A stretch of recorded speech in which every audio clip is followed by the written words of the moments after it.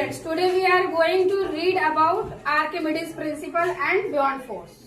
And you all know that Archimedes principle states that the upthrust of the water, we discussed that when the object is light,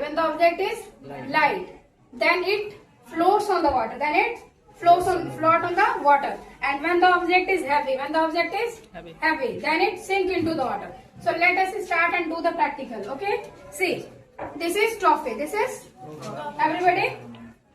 I have put it in water.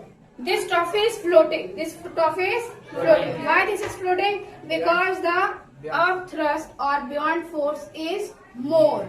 Because the upthrust and beyond force is more. Now let us see for iron nail. We have put this iron nail into water and we have seen that this is sinked into the water. Why? Because iron nail is heavy and beyond force is less. Therefore, iron nail sinked into the water. Now let us check for another object. See here. We will check for sharpener. Okay. See. I have put this sharpener into the water. This sharpener also sinked into the water. Why? Because the upthrust force is more. Upthrust force is not more. Wrong. Upthrust force is less. So this you have to keep in mind that when the object sink into the water, the upthrust is less. Less. Okay. Now we have to check for another object. Cap of the pen.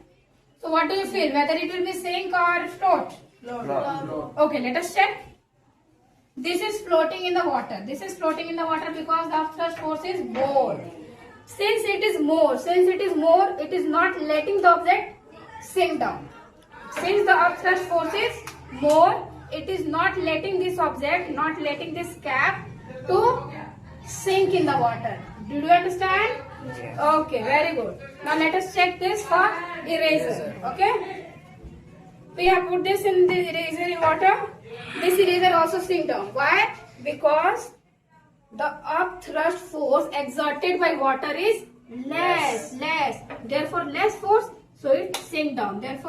Sink down. Understood? Yes. Less. Any other object? This is a clip. I have put this. This clip is also sink because it is made up of iron. And again the upthrust force is less. The upthrust force is less. Therefore, sinked. Understood? Yes. Now, we have